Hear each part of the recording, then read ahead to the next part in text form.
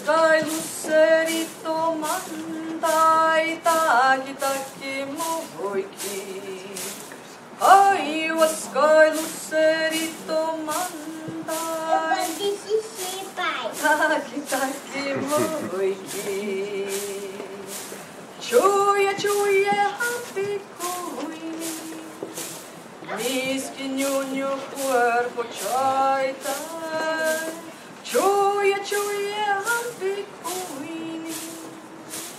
Mis quiñuño cuerpo chaita. Chuya chuya happy queen. Mis quiñuño cuerpo chaita.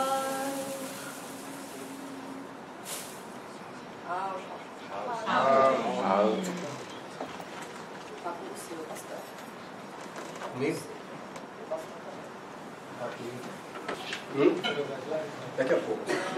So, what I want us to get back first. Let's take just a moment to breathe.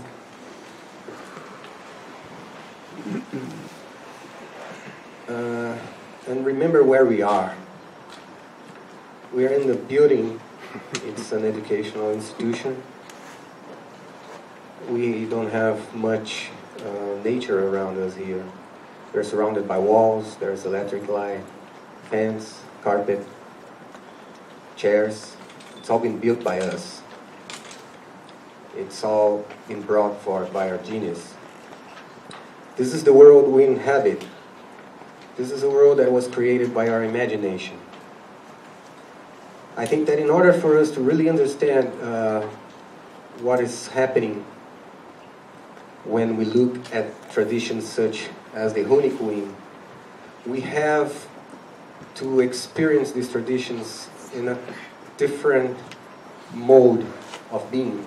We have to learn how to tune out of the normal ways in which we operate and engage ourselves in a different kind of knowing. And why am I saying that? Because this is very difficult. This is something that is really hard to do. Why is it so hard? Because we only know one story. That's our story of the world. This story here. We are explorers of the mind. This story is not really new. This is a science fiction magazine from the 60s, I think. And you can see slaves of the crystal brain. Here we have Brainiac. Brainiac is Superman's nemesis. He is the most intelligent being in the cosmos, but he's also the coldest. From shrinking cities to annihilating entire alien races, Brainiac views the universe as his own personal lab and will commit any act in the name of science. Here we have another strip from a comic book, very illustrative. At last, it is mine, the ultimate weapon, the ultimate source of power. The only such artifact known to man which can convert thought waves into material action. Now, I want to draw our attention to the parallels between what we are seeing here and our interest in psychedelics. As many of you may know, psychedelic has been defined as manifesting the mind. So again, we are talking about one story here, the story of the mind, the story of the brain. It's brain waves, neuroscience. And I want to take a moment here just to tell you that I'm a co-founder of a non-profit organization that pretty much is doing science with entheogens or hallucinogens, psychedelics, you name it. And my brother is actually a neuroscientist. So he's doing some research with ayahuasca and brainwaves. But I'm here to tell you a different story. A story that doesn't equate intelligence or knowledge with computer chips, brain synapses, chemical interactions. This is a cover of a recent issue from National Geographic, New Science of the Brain. And this idea is actually quite old, as you can see in this picture. It comes from the Enlightenment 300 years ago, the idea that we perceive the world with our eyes and our brains. This is pretty much what's going on when we are sitting in a classroom in an institution like this, or when you come to a workshop and you want to know more about psychedelics or about this strange brew from the Amazon. Pay attention to how we behave in our daily lives. How many of you guys commute in the BART or Mooney? Just you? Okay, so we have a few. I don't know what you do when you are going somewhere and taking the BART and you are riding along, but if you just raise your eyes a little bit and look, you're going to see that most people, if not everyone, they are looking down, focusing on their smartphones or their tablets, and you can see their eyes being illuminated by the screens. And their lives are happening on that screen and in their minds. You don't see people looking at each other or smiling or acknowledging the presence of each one in the bar. We are living in our brains. When we sit in our computers and we are working, how do we look like? It's our brains, our fingers, the keyboard, and the screen. We have no much use for our bodies. Actually, there are some people that take this very seriously, and if they believe, and I'm talking about some very brilliant people, geniuses that are paid a lot of money to develop new technologies, and some of them believe that we are getting close to that moment when we're going to be able to upload our consciousness into computers, or that we can create intelligent machines with quantum computing. Maybe artificial intelligence is not far out from us. And we all know that this is not a new idea. In the 50s, people thought that we would be flying our cars in the year 2000 and stuff like that. Of course, technology is being developed in such an exponential rate. But what I'm trying to say here is that the story of the world that we have, that have separated us from our bodies, make us believe in the existence of such things as psychedelics, substances that we take and they are going to act on our bodies, on the chemistry, neurochemical processes that are going to somehow distort our view of reality, or now people are starting to accept them, actually opening doors for other dimensions, whatever it is. There are a few people that are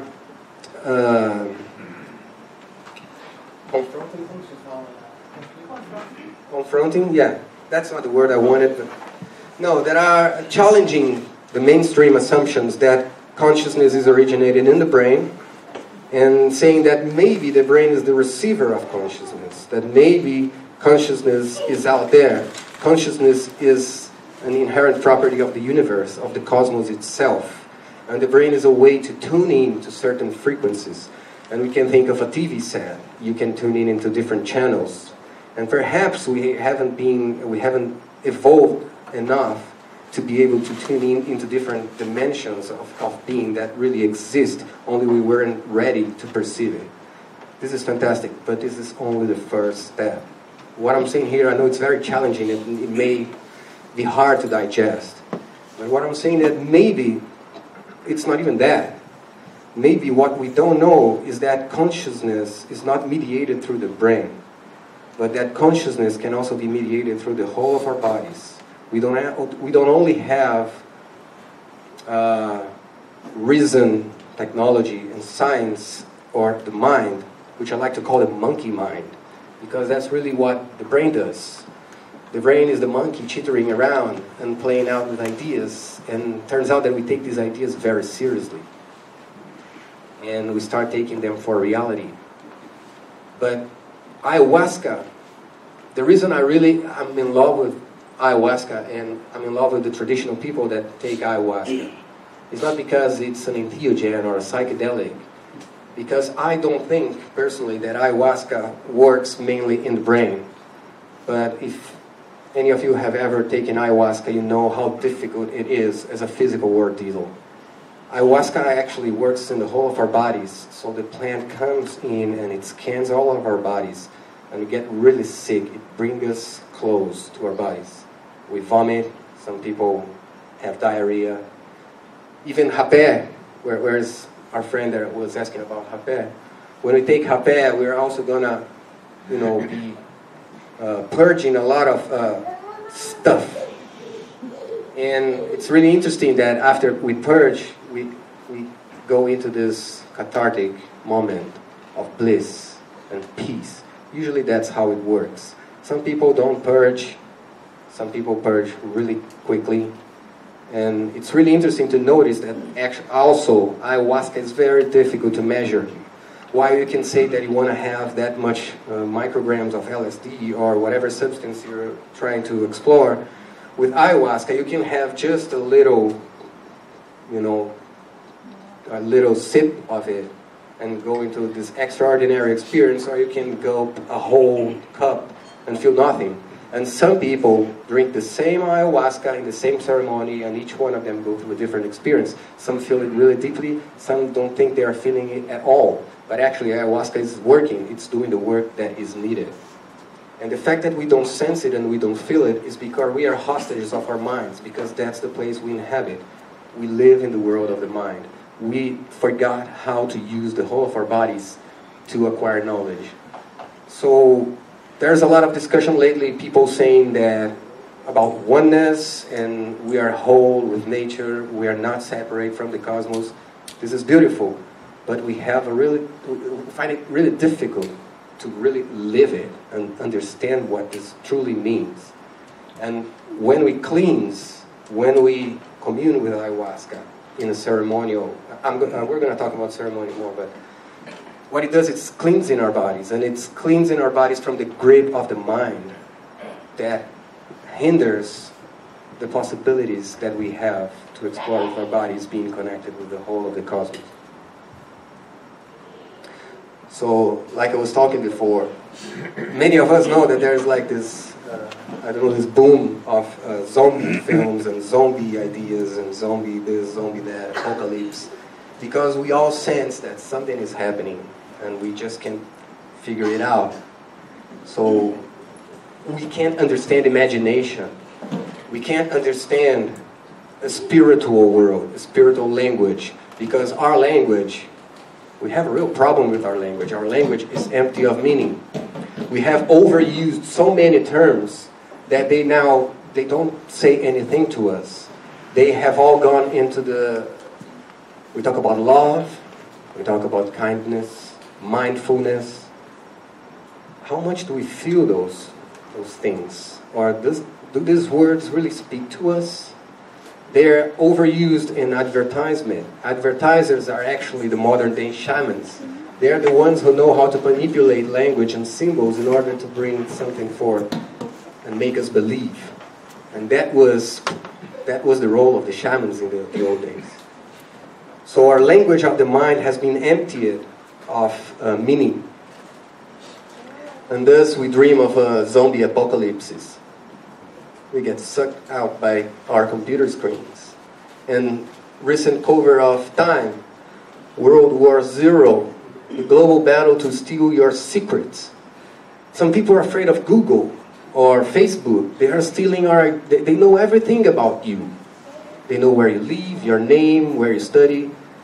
But if you really stop to meditate about what I'm talking about, they have no way to know anything about us. Not even ourselves know about us. We have forgotten who we are.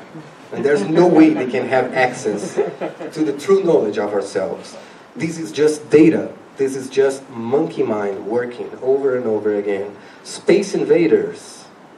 Cold War II. This is really an awful world, the world that we live, the world of the mind. And when we think of the brain as being the source of intelligence or consciousness, and the brain is here locked inside our skulls, what a metaphor it is for the way that the mind operates. The mind is separated from the rest of the world, protected by this impermeable membrane, right? It's a skull. Nothing can come in. And then we have the idea that there is science and there is religion, and that they are in conflict with each other, that they are separated. As a matter of fact, they are not. Both science and Christian religion, Muslim religion, all institutional churches they share the same God. Yahweh, the Christian God, he was the creator, but he doesn't participate in his creation. He's separated from the natural world, from the earth, and he observes. He observes with a stern judgment what is happening down here in the sinful place that we live. It's not different from science. Science is also separated from the world, observing the world from a distance. It is a movement of antipathy. It's as opposed to empathy, which is what we're talking about here. In order for you to analyze something and observe as if it is possible to have knowledge without a knower, we just observe separately. Our minds are safe here in our skulls, in our brains. And we have the nuisance of our bodies to think how to get rid of it in the future, maybe colonize stars and other planets. So the title of this workshop asks the question, alien intelligence or loving a lie? The reason I created this, this is really interesting also. What happens when we are hostage of this world, the world of the mind? Some of us really go ahead and become automatons. Others sense that something is wrong. I'm bored. I think I will become a beatnik. And others still look for salvation. Now I want you to pay attention to this picture. This is the alien intelligence we're talking about. We see it everywhere in movies, stories. And it talks about these other beings from outer space that have to be like us. And when we think of intelligence, it's almost as if we know what we're talking about. We know what intelligence is in the whole cosmos. And if there's intelligence somewhere out there, it has to be like ours. And if there's a creature that is intelligent, it has to have a body like ours. Because we don't really accept the deeper realities of the spiritual world. We are struggling hard to. We are reading many books. We are doing all these exercises. We're going through all these practices and retreats. But we can't, deep inside, we can't believe in it. Because the doctrine of this day won't allow us to do so. It's a doctrine in which science and religion are together, serving a God that is a distant observer that doesn't participate in matter. We call it materialism, and I think it's rather funny because true materialism is knowing that all matter is sacred. And that's what native traditions have been telling us for a long time. The rivers, the mountains, the forest. Sacredness or the divine is not separated observing us, but it's actually happening right here, right now. Only we cannot perceive that because our minds won't allow our bodies to do so. And here's where ayahuasca comes in. By doing the cleansing, it allows us to sense something that is our birthright. We all have the capacity to experience these different realms. It's not a molecule that is altering your brain and making you perceive the world in a different way. It's just that we cannot perceive this world without a substance anymore because our minds are so powerful they have created a substitute world. This fantastical world, technological world. Now, this is a picture of, this is a painting of Pablo Amaringo. Pablo Amaringo was an amazing painter, a Peruvian shaman. And if you look here, of course, there are many different elements that are portrayed here. The animal spirits, the vine, and all that. But if you look close here, you can see something that resembles a UFO right in the middle of this painting. There's another one here. Maybe this is easier to see. You can spot some UFOs flying around here along the planets. This is what we're looking for. We're looking for the spaceships to arrive here and rescue us from this mess. Another one over there by the top left corner. Yes, Sammy, right, you found it. Also, you can see the vine and spirits. It's very syncretic paintings. On the right side of the painting, there are more of these UFOs. A big one here. Now, when people ask Pablo Amaringo, why do you paint these UFOs? What do they mean? He would say, these are vessels through which we enter the spiritual world. And from which we exit the spiritual world. So Pablo Maringo was never thinking of something like this here. This is us, the Westerners that dwell in a material world, wanting material answers. We're craving for something that we already know everything about. But we can't face the mystery. And here's Pablo Maringo, beautiful person. So ayahuasca is about the mystery. It's about us letting go of our assumptions of what we know, who we are, what is there to be discovered. Is the world ending? Are we evil? Is technology going to save us? Is it the new rapture? Instead of Christ, now we have... Now, this is a Hui Chong craft, how do you call it? Artesanato? Crafts, yeah. For native peoples, the Hui Chong, they eat peyote. They don't drink ayahuasca. But I think it's very beautiful and to look at this. And sacredness is in everything. It's everywhere. It's just that we can't see it.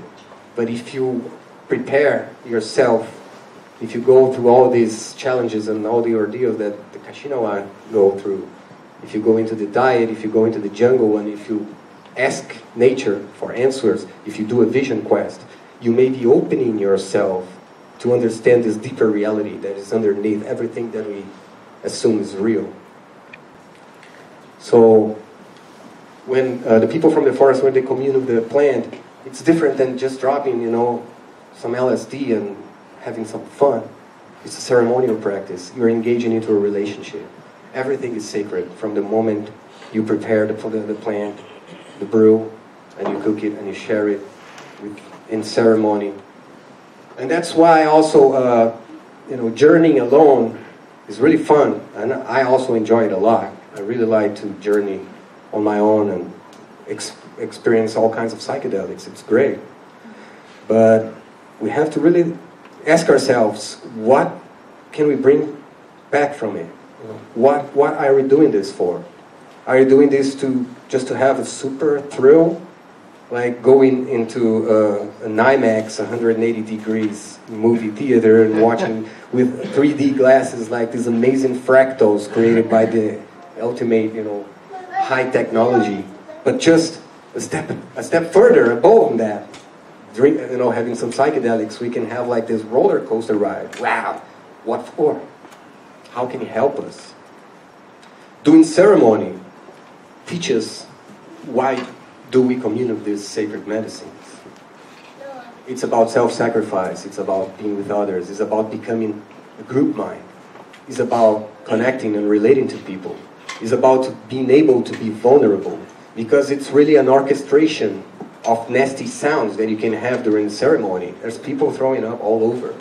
There's people being vulnerable and crying and moaning and desperately seeking for help. And we are there helping their healing. By doing our healing, we are also helping other people do their own healing. And so what I'm saying is that there's so much more about ayahuasca than psychedelics this or psychedelics that. And it's not about ayahuasca, the substance, or DMT, the molecule. It's about knowing how to be in relationship. Yeah, please.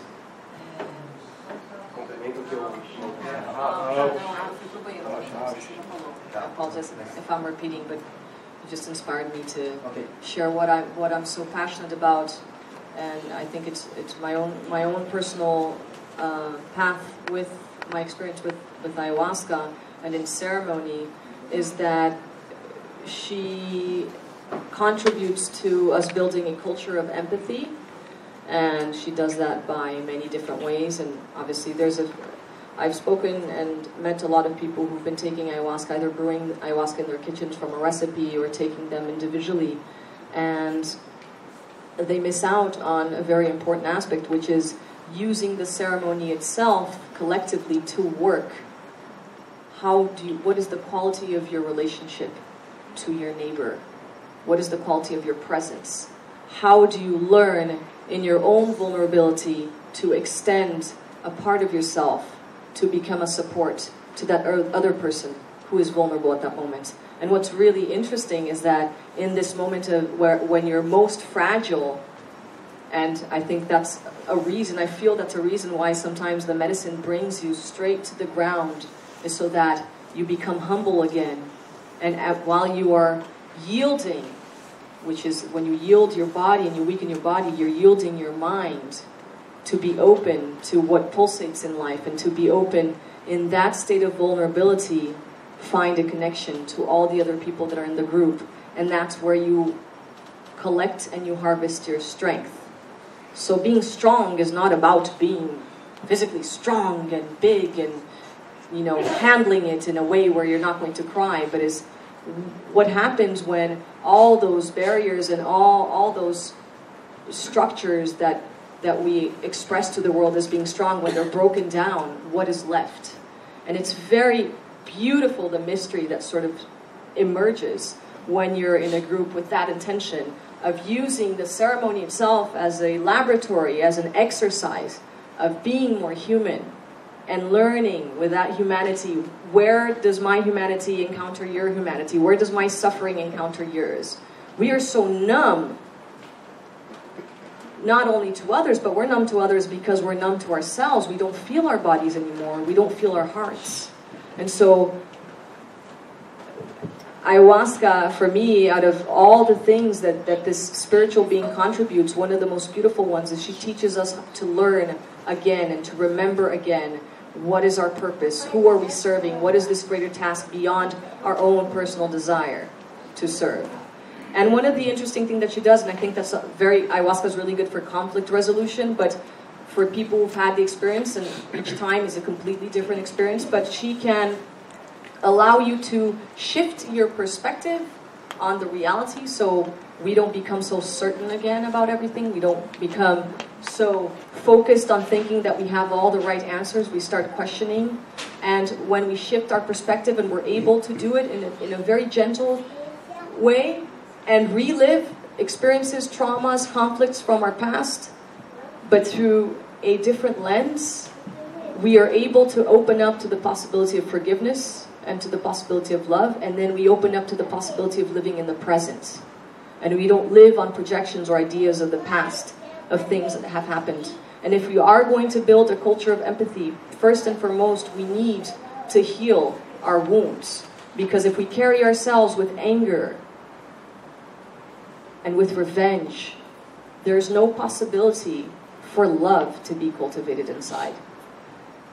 I'm not speaking the absolute truth, because if I did, I wouldn't have learned ayahuasca's lesson, but I'm speaking from my truth and from my heart.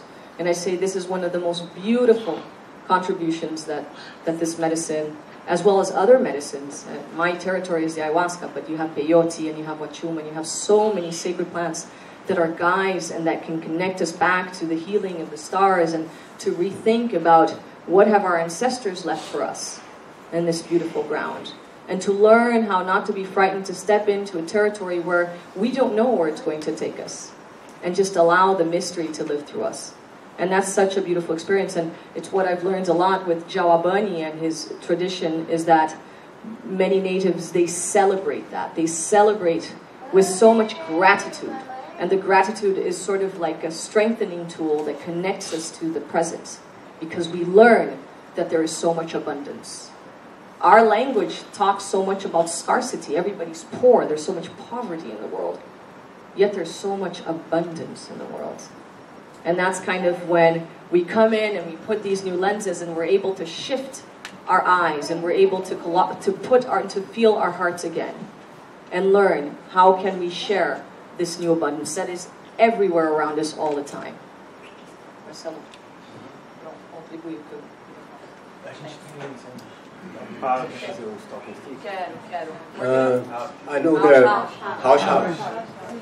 Many of you may have questions, and so we're going to open for a question and answer moment.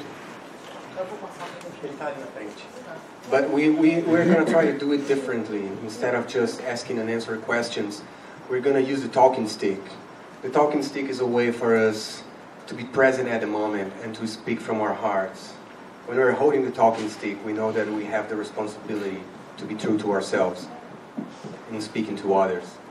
So we're going to pass the talking stick to everyone that wants to ask some questions, and we'll be happy to answer. What I'll do actually is I'll leave the talking stick in the center. I'd ask you to use it with utmost care. It's a stick we use in ceremony for many years. Yes, I'd like you to come to the center when you pick the talking stick. You don't have to have a question. If you want to contribute something about yourself, your experience, or anything that you felt here, that's also fine. Whatever comes from your heart, and it's an opportunity for all of us to listen attentively and openly to each one of the sharings. When you're done, you can say Haush. Your name and You Haush. say your name, I have spoken, Haush. That's how we do it in the sharing circles.